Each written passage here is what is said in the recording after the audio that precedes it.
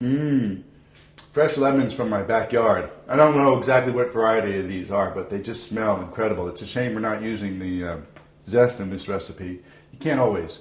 Um, I like to use, we're going to squeeze them with a reamer, and I like to use something like this, because it will hold back the pits and the pulp, which you may not want in it, and it's very easy. These things are very few dollars. Really simple. We're going to just cut the lemon in half like that. See, there's the seeds, and we're just going to squeeze. And to do that, what you do is you push down and squeeze inside against the reamer surface. Very simple. The pulp gets taken out of the lemon half, and there's the juice.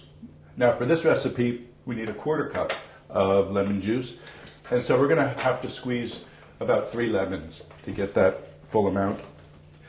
Now, this recipe can certainly be adjusted to your own taste. If you like a more acidic flavor or less, it's certainly up to you. I love that zesty, lemony flavor on the tongue.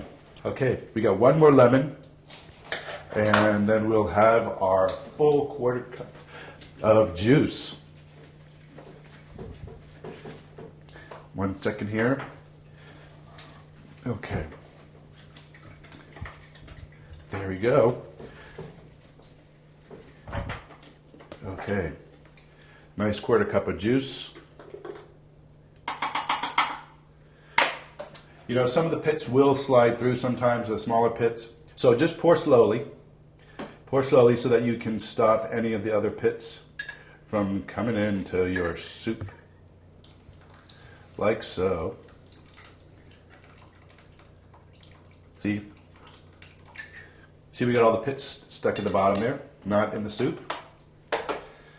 And I'm just going to stir this up, and we're ready to season. So keep clicking. We're going to season with some salt and pepper.